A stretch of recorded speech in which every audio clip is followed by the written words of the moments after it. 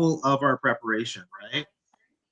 So it's important that you prepare. Okay. Next, the law of collaboration. You're one person. You can only do so much in the world, right? Some of your best thinking is done with others or in response to what someone said, right? And so I took a couple of the ideas that he talked about with good thinkers, right? He talked about how some of the best collaborators, right? They have an open mindset, they ask and answer questions, and they help generate ideas, right? Next is the law of content. And this is specifically like, what are you saying? Specifically, like whenever you, let's say you write a speech, right? What is written on the paper, right? And then he throws out a couple ideas for building that content, right? First, you start with your audience, right? Is it formal? Is it informal? Are these experienced people? Are these inexperienced people, right? Then you stay in your strength zones, right? That's part of your credibility. You need to know what you are good at. And there are times where there's going to be something an audience member might ask about that you are not good at, and you need to admit to that. Otherwise, you might say something that might diminish your credibility, devaluing what you said as a total, right? Then he talks about this idea of like developing your thesis, basically like your single tagline, your one big sentence that summarizes your ideas, then doing your research, learning from others, collaborating with others. It's not just like actually searching things up, it's also like getting information from outside sources. Next is writing your outline, which is just like developing the content into itself, and then the small details will come to you in time. Next is the law of connecting, right? So here it's more specifically about how in every audience member, the most important thing in a presentation is not you, it is the audience member because it's their point of view, right? Everything is framed around them, right? And because everything is framed around the individual audience member, you need to speak in a way that acknowledges that fact, right? You need to understand how people's worldviews are shaped, right? To then understand them better in the long term. So, an important detail he also tosses in again is reflect to prepare for next time. So, I'll go to the next slide now. The law of leverage, right? So, here he talks about how good communicators often lead with their strengths and use them, right? You need to leverage your strengths to then develop yourself, right? And there he tosses out a couple ideas, but the idea I really like is like a catalyst moment, right? And what is a catalyst? A catalyst is something that enables a chemical reaction without actually being changed itself, right? So the whenever you go through like a catalyst moment, it changes you without you inherently changing the moment. Maybe it gives you an insight that you didn't have before, or you figure out that one small detail that you didn't know before. And you also need to use your strengths to communicate, right? Talk to others in a way that focuses on what you are good at. Next, the law of anticipation, right? You people need to want to hear what you want to say, and when you can't wait to say it, they can't wait to hear it, right? An important trick of being an orator is just like building anticipation in the room, influencing how people want to what is it called, react to your ideas, right? Maybe you like build up to this really important idea throughout your presentation, and then that grabs people's attention over time, and then you deliver at it at like a climax in the presentation, right? Believe in what you can communicate. And the book also talks about a couple of tricks in like developing an atmosphere of communication, right? So next is the law of simplicity, right? So often we talk about, well, in academic settings at least, or even like in the work setting, right? There will be really complicated things that we interact with that other people that we interact with have no reason to like understand it to that complexity, right? And having that incredible level of complexity doesn't contribute anything to the conversation, right? There's a famous phrase that came from the army, I believe, in like the late 60s, which is KISS, keep it simple, stupid, right? You don't need to explain every single small detail. because every single small detail does not contribute to the overarching message, right? So he throws in a couple more ideas that I like about simplicity, right? He compares two it's like shallow and complex, right? And then he simplifies it to be simple. And there are 4 points to being simple. It has deep complexity, but you're fast to the point, and this whatever description you give answers many questions. It embraces proven thought, and it has an elegant solution to it. An elegant solution is not inherently a complex solution, right? Even though it may have much depth to it. So next is the law of visual expression, right? So a picture is worth 1,000 words. People take in more from a visual indicator or like a diagram, right? That's why bar graphs are so important.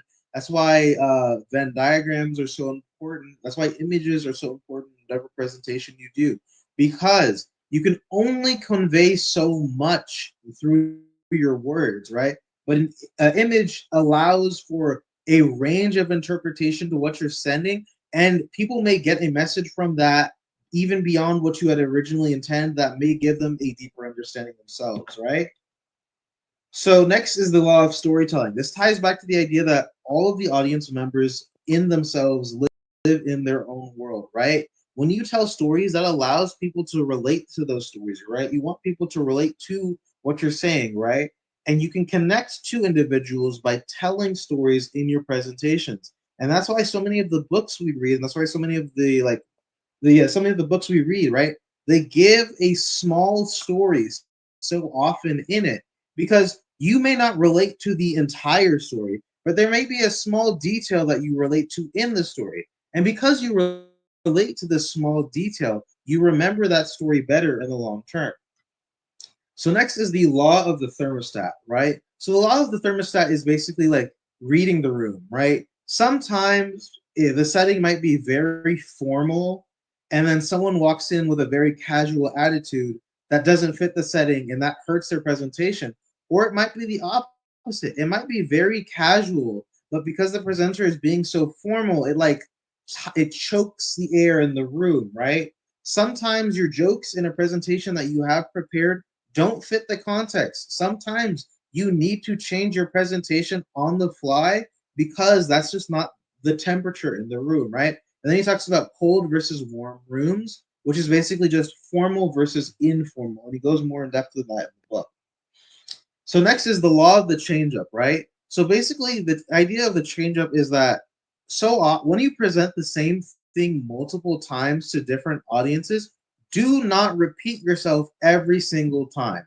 Change up one or two details here or there, add a different example here or there, so that you repeat yourself without repeating yourself.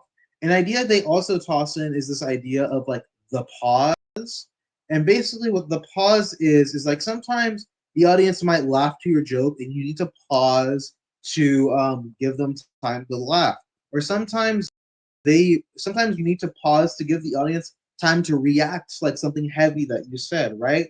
You want to create interaction with your audience, and the pause gives the audience space to exist in your presentation because you're not talking constantly. So next is the law of adding value, right? So basically, it's again about the audience member. They may forget what you say, but they will never forget how you make them feel, right? Change people to add value to what they do, right? If you're giving a presentation to like some coworkers, right? Whenever you give that presentation, give them information in a way that might help them do their job better later on, right? But then he also talks about like a counterexample to this, which is Enron. If y'all don't know what Enron is, Enron was basically a huge financial scandal in, I think it was like 2006, 2007, where basically they were just fraudulent about their financial statements, right? They were just hiding information, or they were like they might make a deal with someone and that says we'll pay you $10 million over the course of 10 years, and then they go to their financial books and say we made $10 million this year, even though they have none of that money in hand, right? So there, Enron was actually adding negative value to what they were doing, and he's saying you want to do the opposite of that, right? So again, and next is the law of results, where it's basically the best the best success from communication is someone turning around and doing something, taking an action that would not have happened if it was not for that communication, right? So you also need to be committed to action yourself. Do things that may like be a visual for other people or be an example for other people after speaking those words so you can reframe the way the others think, right? So with that, I tried to be a bit fast about that because it was ironically for how short the book was, a lot of laws to present. So is there any questions from the audience? Are you done? Yes, yes. Thank you. Okay. Awesome. Good job. Thank you for the presentation. Every time you present, it sounds like a lecture. Yeah, but that should be leading. No, no, it's just a quick comment from me. It's not about it. Okay. Okay. So I believe I'll hand it over to the person leading now. Okay. Thank you, Cheryl. Um, Now your question are welcome, so you can start.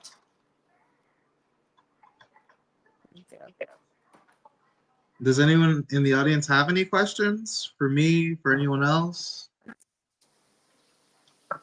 So, from reading the book, again, first, thank you for the presentation. It was like, you pick all of the law and you went through each of them, right? And we expect everyone to read to before they get to here.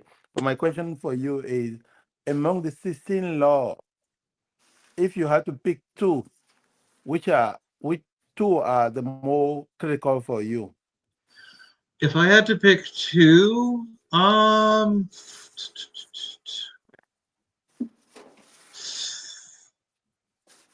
would say the law of simplicity because so often we like either talk in circles or we waste a lot of time, right? When we could be straight into the point, right?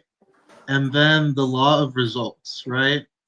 Because I feel like those two combined can the most easily produce value, right? Even if you might not be as successful with like connecting with others or like making them remember all the small details, but what it does allow you to do is like move people really quickly, right? Because sometimes you people just need to be like, okay, do these three things and then that'll solve the problem, right? So that's what I would say are the Okay. two for me. Yeah. Thank you.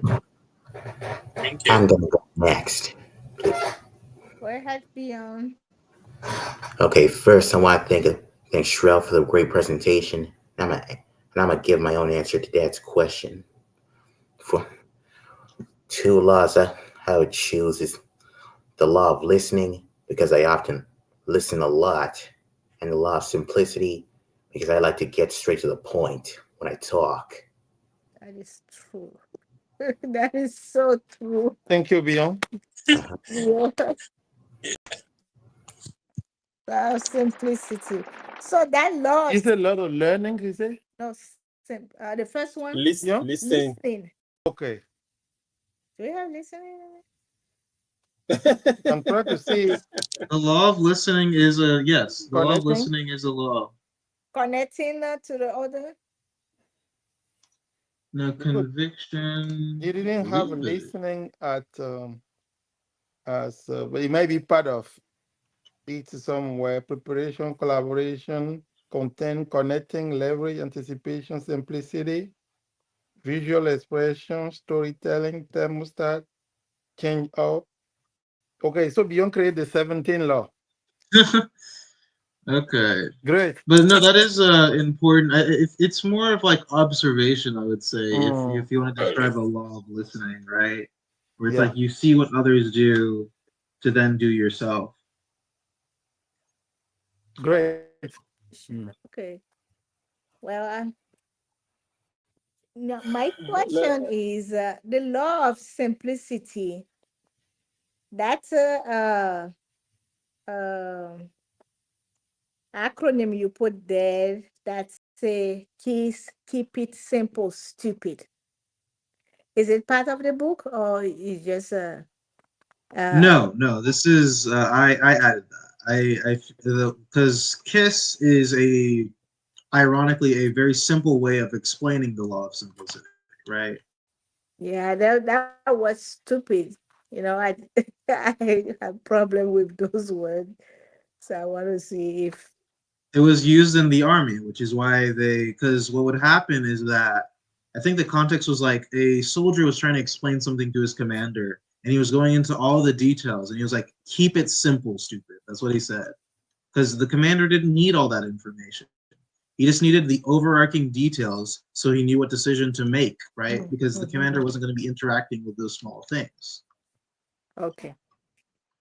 I think also the law of simplicity. Simplicity. I wrote it as to be concise, right? Sometimes when you want to explain too much, you confuse people, Yeah. and at the end they don't know what to take. So just go straight to the point. What you want people to remember from, and then take action from. That's why you have to make it simple, right? So many stuff you try to explain too much and you go too much in detail. At the end, they don't know what you're talking about at the end, and you see people start sleeping in the room. Thank you. let me go quickly. Mhm. Thank you, Cheryl. Thank you for the presentation. You make it so easy, as if was there was no struggle on your part to write all this. Thank you, Lord. Thank you. So I have to. We were talking about laws, but the one that I took especially is the law of preparation, Oh, yeah. and I call it is the law is called preparation, but I call it as be ready to pay the price. Because if you remember in the book, the author was trying to reduce his handicap in golf, and he went to the coach, and the coach said, "Oh yeah, yeah, you can reduce your handicaps if you can play 30 hours per week." And he said, mm-mm, mm-mm, that's too much for me. So yes, sometimes we want to be the expert, but we don't be prepared, or we don't want to pay the price. Even him, he's on the summum of he's an expert in communication, but he says sometimes he spent almost 20 hours to prepare for conferences and presentation. But we don't have that expertise. We tend to just within 30 minutes we are ready and say, oh, we can present it, or we have a intelligent artificial intelligent artificial AI, artificial intelligence, to do everything for us, and we are just there. And when we get in front of the people, we cannot possess our idea, we cannot present it the way it's supposed to be. So we have to accept and be ready to how to pay the price. And one way of paying the price here is our group as well, because every of us, we start realizing that we can now talk without even having any preparation. Why? Because every Monday we are spending at least 1 hour to prepare ourselves. So it's important that we remember about that law of preparation. And also another funny way of that I got it from the book is the fact that a mother came to Mrs. Gandhi say, advise my child, tell him not to take sugar. And he said, okay, come back 3 days. And the lady came back with this child, and the child, Gandhi just said, hey, listen to your mom. Don't eat sugar anymore. And the mom was perplexed and said, what does that mean? You make me took all this transportation, come back the following, how the third day, and you are saying just what you could have said the first time. And he said, yeah. I just want to preach I want to walk my walk, just not to don't talk to talk. He said at that time I was still struggling to wean myself from sugar. So what's the point of advising someone to do something but you are still doing it? So that's True. important as well. That's important as well. And thank you for the book. I hope that we can pay the price to be more communicator in our book club. Thank you, Lord. Thank you. Thank you. Yeah, thank you, Fred. Thank you. Fred. Thank you. No, turn off. Yeah.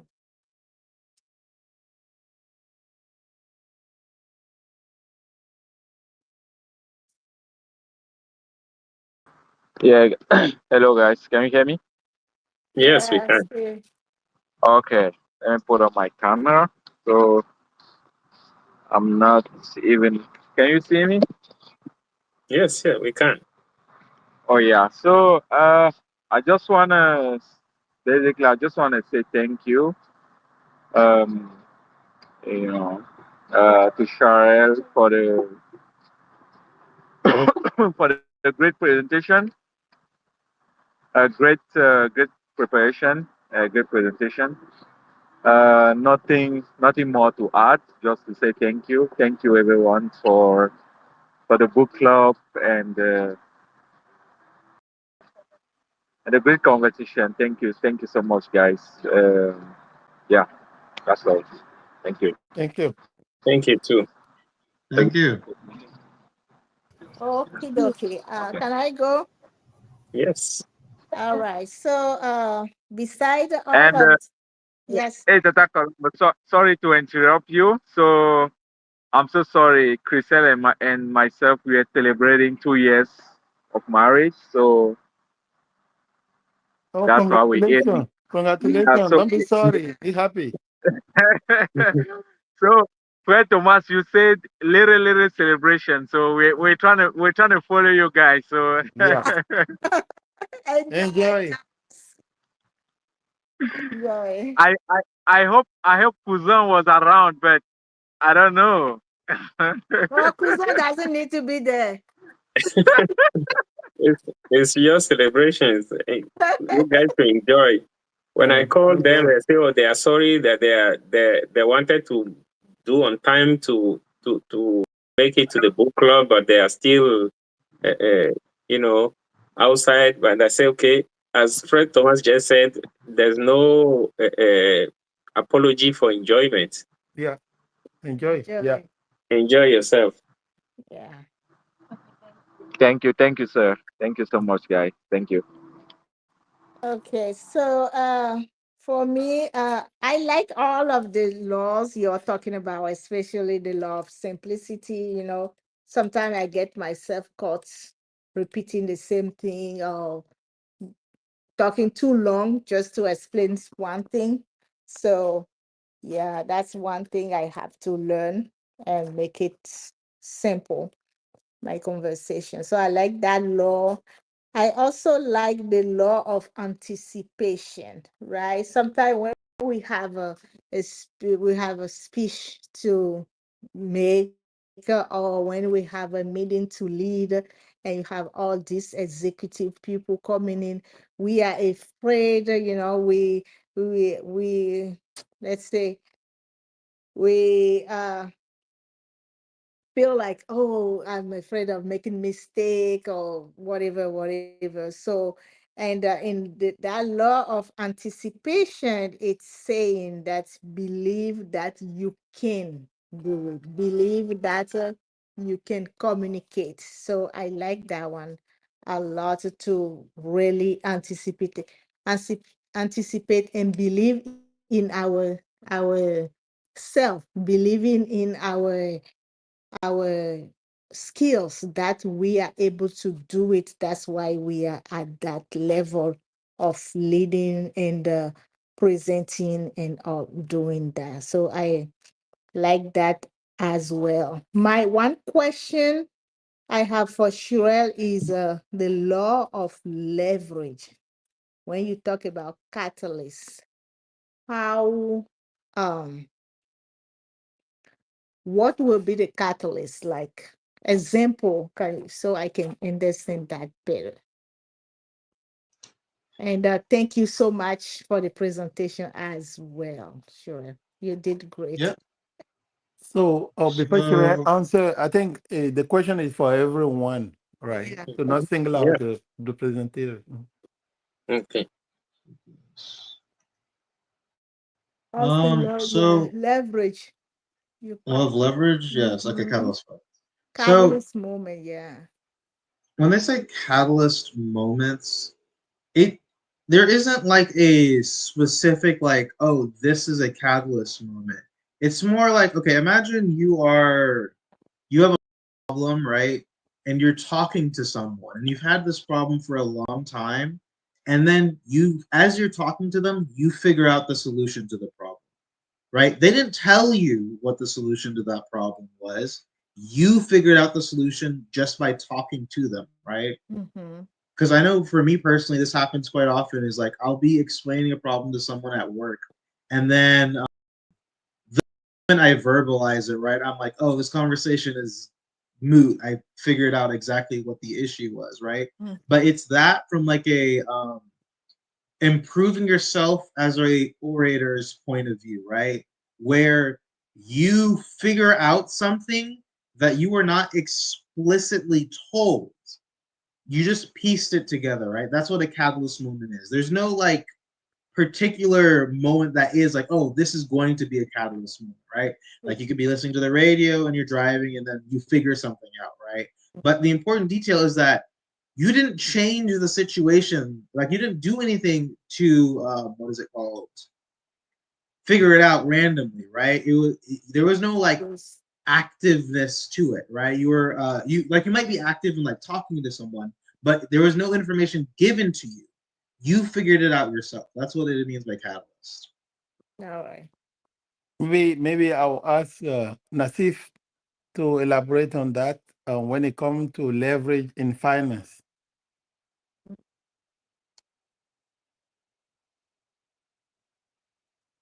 Is Nasif there or mute? You're muted, but he's not talking. I'm here, but we are Okay. not in finance though. But I can. Because Uh, the word leverage is leverage. more used in finance, right? Mhm. In business. Uh, that's true, but it's most used as well in physics. Oh. From Mhm.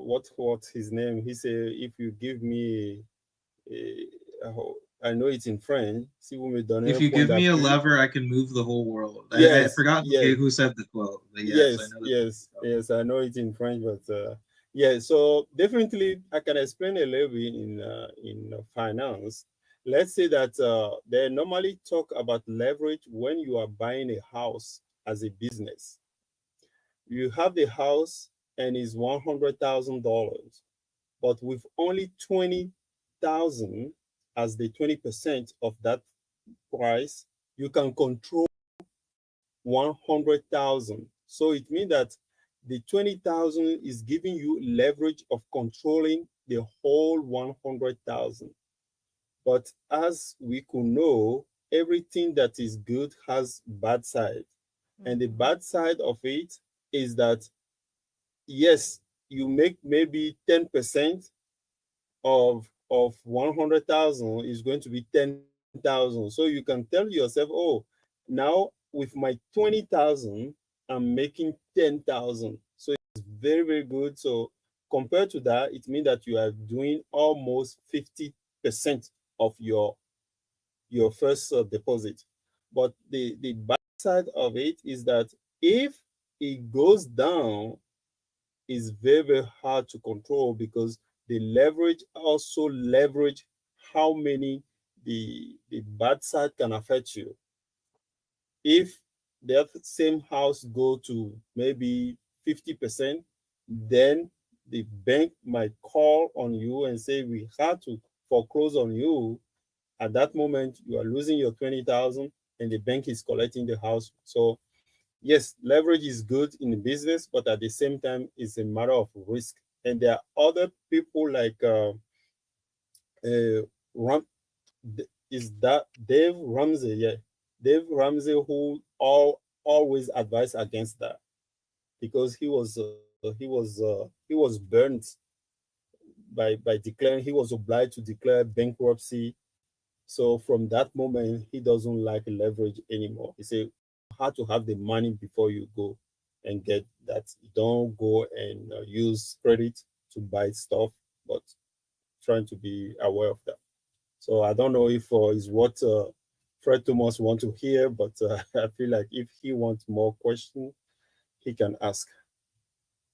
No, no, that's the idea. Maybe as a speaker, the speaker also will find leverage is like you're using a small input to get a bigger Yes. output, Mhm.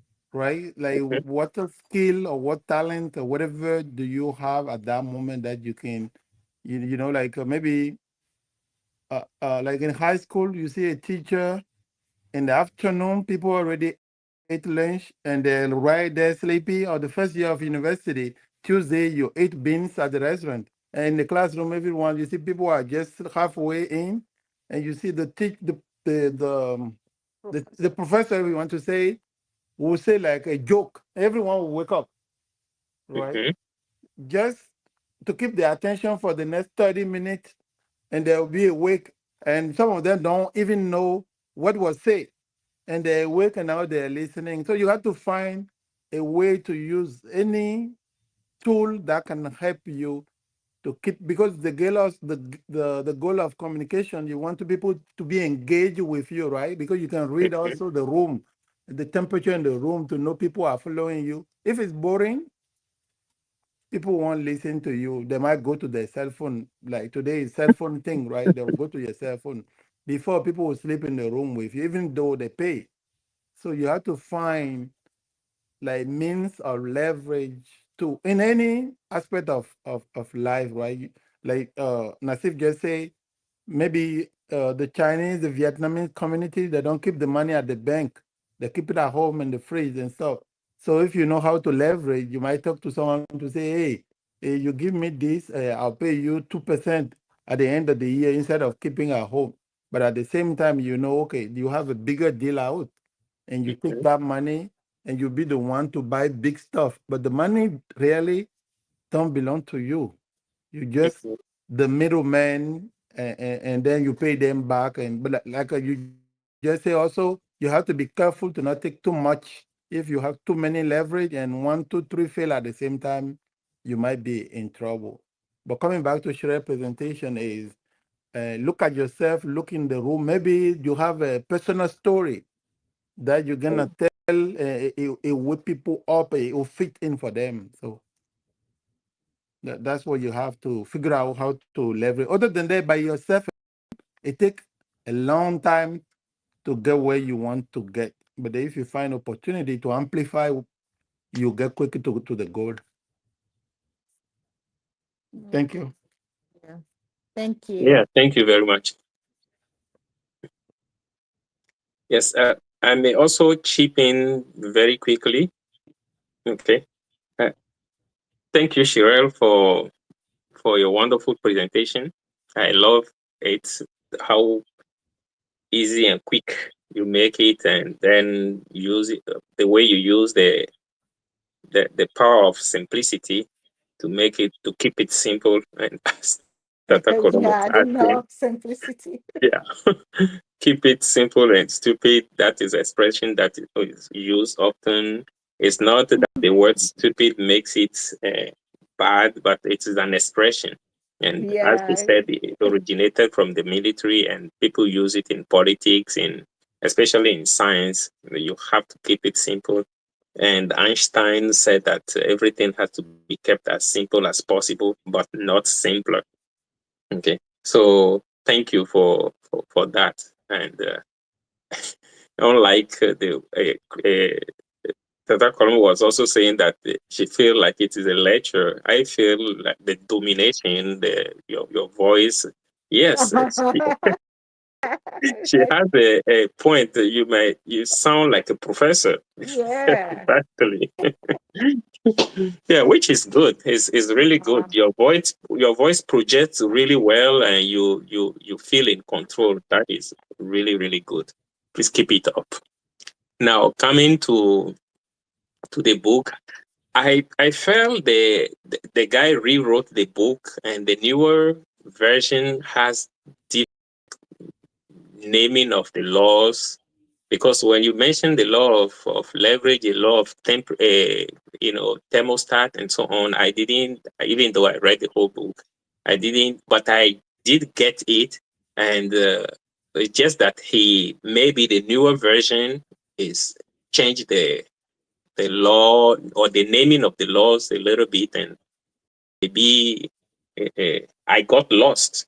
However, yes, the explanation still went to the same point and is really good. Now, what I the if I could pick few of them that really brought me home is the one of he talked about the law of emotion.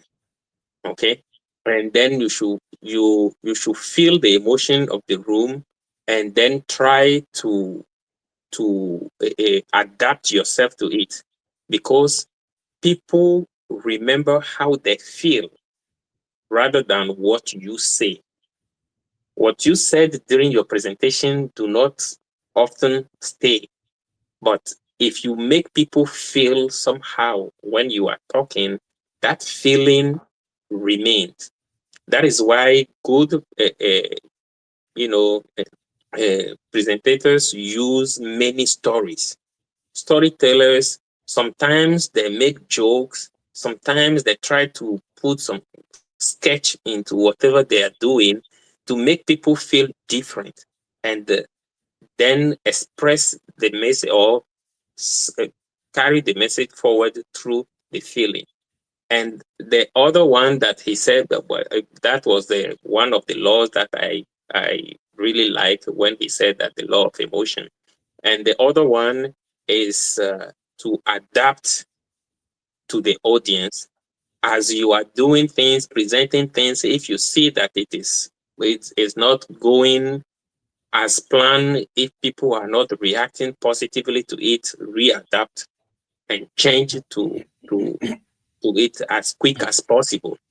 And when you were talking about the law of leverage, sometimes it's the participation of the the audience into what you are saying that also help. You put a little bit into it, and they also how do I say, contribute. And using other people's, if they say that you will leverage on other people's efforts, whatever other presentators have already used in the past, whatever public speakers have already used that work in the past, we may not have to go and reinvent it. We just leverage on their effort or whatever on the existed in the past that work, and use that in our advantage. And the other one that I also like, it's still the same, but this law, the one that I read, talk about the law of inclusion, which means get the audience involved in the conversation, share things, throw, put questions forward, let them participate, and make everyone the who is presenting. And all this come together through preparation. You should know ahead of time. You should prepare yourself as much as you can so that you could do. And no one should forget, presentation is not an easy, or talking public speech is not anything easy, but with time and putting oneself out there, trying to do it as we are doing it regularly and keep learning, preparing, and presenting will help us, improve with time. But we have to keep trying. It took him at least 8 years to start feeling comfortable. And he said even after 20 years of presentation, he continued learning and continued doing things. So we shouldn't feel any bad now if we are still stumbling, but at least we are on the right path. And thank you once more for the presentation, and thank you for everyone. And thank you to everybody in the group. Thank you. Welcome. Yeah, thank you. Can I chip in? Because before I was just commenting. Yes, you're welcome. Commenting now, you chief. So, yeah, all of the laws are important, and different law might mean different things to different people. I Yeah. will pick just two. The one that Nasif already talked about earlier, the law of preparation or the law of repetition, right? If you want to get a skill, you have to repeat. You have to spend some, time on it, Mhm. hours and hours and hours. That's when you become better. Magic Johnson or whoever, basket player or bosser, you have to practice and practice. And one of the famous quote is when a guy he went to go to Kennedy Hall in New York, but he got close to the place, but who couldn't identify the building, and one old man was there uh, cleaning, and he asked the old man how to get to Kennedy Hall, and the old man answered, "Practice, practice, practice, my son, practice." I don't know if you know that code, but the old man was when he asked the question, old man think like he want one day to perform at Kennedy Like Hall. Kennedy. And that's Oh, what okay. the old man was answering to. He didn't Oh. know he want to see the build. He looking for the Mhm. building. So we say, how you get to Kennedy Hall? You say, practice, practice, You my have to son, practice. practice. And one day you get there, right? Mhm. So we need to prepare, and then I'll come back to that again. And the second law I pick is the first one that says credibility. If you want to be a public speaker, you a teacher, whatever you want to be, a parent, through your way of life, the people who get information from you, they also have to see whatever you're preaching, you have to be doing it. Mhm. Right. Other than that, if you talk and then behind you're doing something different nowadays with internet, everything, and people know about it, the next time you speaking, you won't see that many people coming, right? You're talking, people will say, no, no, no, don't listen to him. Right? So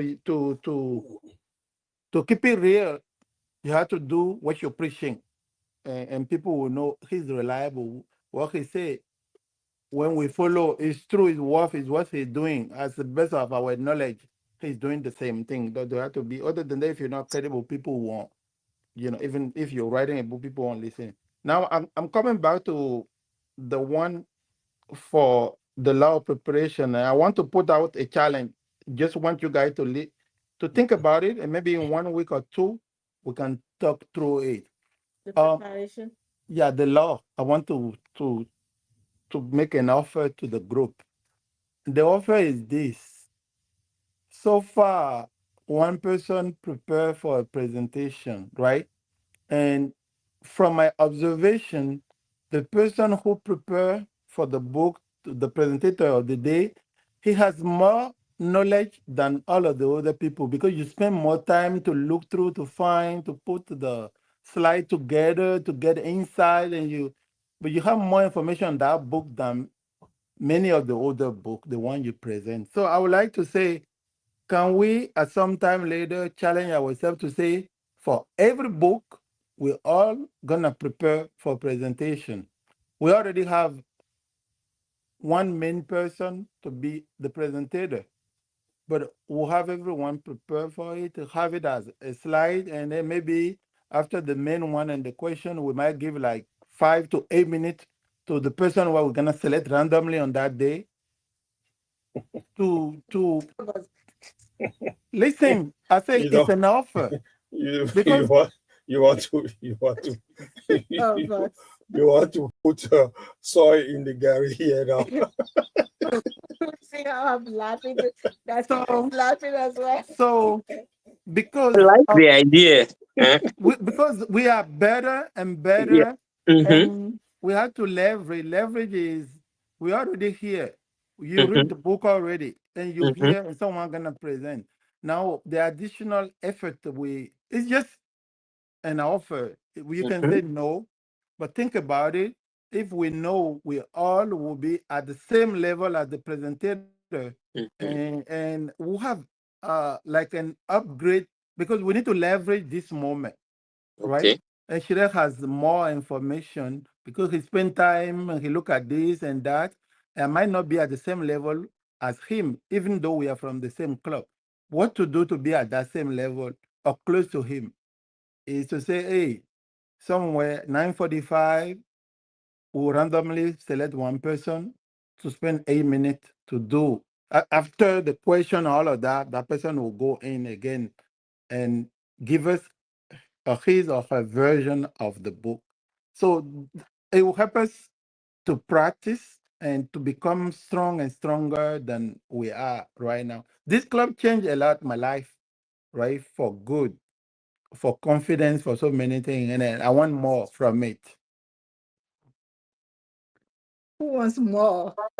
Yeah, Like definitely. Thomas. I agree with Fred Thomas and what he was saying, because yes, I could notice that the books that I have presented, I have better knowledge of those books than other ones that I participated in. And beside that, when Fred Arun was doing his best to record it, I was asking myself, oh, I have never gone back and checked on any of those recordings. But do anyone do it? I asked myself very quickly. It is definitely true if we could try and prepare as if we also want to give a mini presentation, it wouldn't be bad. And we won't be, if we want to have it in the comfort, it won't happen. But if we make it, oh, let us do it like that, I'm pretty sure it is going to help. If even if we choose one person at random and the person is not ready, we say, oh, I'm sorry, I pass, to go to another person. But at least if we say something like that, it will definitely help. We will never have time to do it if we don't feel like we have to. I second it. Mm. And to just to add more to it, we did it like 2 times already when we knew Fatu won't make it and Beyond prepared Exactly. backup plan. Mhm. Only be your prepared backup. I think Beyond is the one we used it the two Mhm. times that we did the backup plan and Beyond has it. And one time Fatu came, but Mhm. still we asked Beyond to print whatever he prepared. But think about it, and we can in 2 weeks make a decision. Yeah, let's think about it and Mhm. we'll decide next time. Okay. What do you think? Shrel Beyond? Let's think about it because you are definitely right, but at the same time, it might not be, I mean, possible for some of us. Yeah. Let's take the case of Steve and Christelle right now. Can they be able to present something when you are 8 minutes to time, even though that they are celebrating somewhere? So it will be challenging, and definitely I do agree that when we present it, we have more knowledge of the book because it's like I start noticing that there's a difference between reading and studying the book. That Mhm. is Mhm. true. Because when you read it, it seems like you are almost passive, Mhm. listening to Yeah. it or Mm-hmm. reading it passively. But when you are want to present it, it seems like you are studying. You want to know how you can present the author's ideas in your way to convince your the member of the club saying that oh this that. So I definitely do accept what you are saying, but at the same time, we have to be more practical and don't want to scare any new journal because Okay. if it's a new journey and let's say that at the beginning of the time we start saying that oh Shupi has to present it, It might scare her, something like that. But it's what I would say. Otherwise, definitely, I do like that idea, but we have to be a little bit flexible as well. So me, Okay, so I want to pass for that. Yeah, so yeah. The I mean, yeah, that's a good idea. However, you know, sometimes when you have to present, you make time for it, right? And when you don't have to present, you can be driving and listening, okay. right? So, I would say yes for the idea, But and have the opportunity to say no, I didn't have a PowerPoint this time. Next time I will have PowerPoint. so let me reframe it a little bit at a lower version. So this way, as we're doing now, we'll continue doing, and some member of the group will voluntarily decide to have a backup, like 5 minute or 6 minute presentation available. Some people only, and then maybe when we reach 9:50, Mm, one of them will give us another version of what we already heard at the beginning, right? In 4, 5, 6 slides quickly, but only the people who volunteer to be part of that upgrade version mm, of. So we have students, we don't want them to spend every week, even though we know it's gonna work for them later in life mm, because they're getting advantage now. But we'll leave the student like beyond a should be. We don't want to put too much burden on them. We'll do as is, but later, if you agree, a few people can decide, hey, even though I'm not scheduled to be the one presenting, mm, I'll prepare as when we get to the room, the person in charge won't be there. mm. And Uh, I uh, can Maybe I still want to. We don't want to scare anyone, but maybe we can start saying the main presenter and the backup presenter in the list, so that the backup presenter will know that at least, even though that might not be everyone, at least he will be the backup, if just in case that we don't we we want to hear another version of the same book on the same time, then he can jump in, because he will know that he will present that PowerPoint already ahead. I don't know. Something like that come to my mind while you are talking. I don't know if okay, it's the that's best. cool. Yeah, let's think about them and see how to improve and upgrade the club. Yeah. And thank you. So, if anyone think about anything, guys, let's put them on the table and look at how to, It improve. seems that what Fred Aaron just said seemed also even already really good, to make two people at least be responsible for the book automatically every week. That could already be a good one. But the way you said it first, I like it, because I put more effort into it, and make sure I study it, as if other people were saying, if I have to present. But if I don't have to present, sometimes I don't even remember I have read the book. So knowing that I may have to present it could help, even though we already have that. But the fact that we don't have the formal presentation, formal a PowerPoint to show, make us sometimes not to even put the minimum effort and quickly listen to the presenter, and then get few ideas sometimes and throw it out. And if we could give ourselves that chance to feel uncomfortable and then push a bit, I believe it will help everyone. If somebody is randomly picked and the person says, "Oh, I'm sorry, I pass," the next person will be picked, and so on, and at least someone should will be ready. And if it is given to everyone, because that is what it was supposed to be. We were supposed to read it and so on. Then giving ourselves the chance to pay more attention, be ready to give better, how do I say, participation than the casual one, wouldn't be bad. Yep. Thank you. But Yeah. let us think about it, and then let us not just throw the idea away. Let's at the end make sure we get something out of it. All right. Right. I think we can come back or circle back on it, but I still have three things quickly that I want to say about the book. Hmm. He was saying something that we learned through another book, how to make a storage of our information. That whenever he is reading, he has even a PA who is helping him to type in all this information and put them in a storage type, saying that, oh, is it psychology? They classified that, they put it in the under philosophy, under this one. So, which means that we too, we are reading a lot of books, but are we using that method of classifying the information so that when we want to write our own book, or we are looking for information uh, around that subject, we go straight to that area, to that storage, and get the information necessary. That's one point.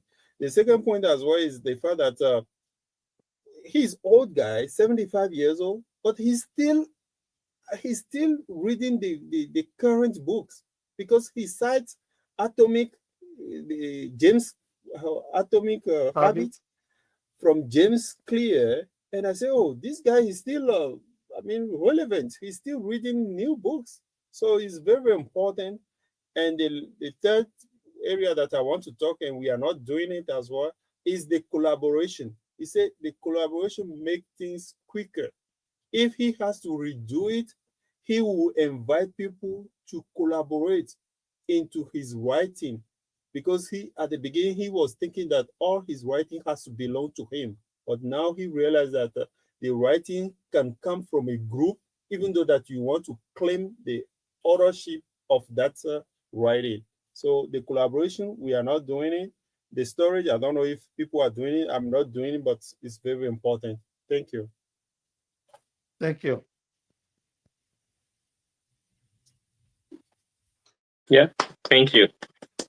Yep. All right. So That I want to add something. We are in September, right? So it's been 2 years. We started the book club. I think we started in September 2023, right? The first book, September Sep- 25th. September 25th, So 2023. yeah, so that's this week actually. Let's say It's a 2 years anniversary. years anniversary. So Stephen and Christelle celebrate on our behalf too.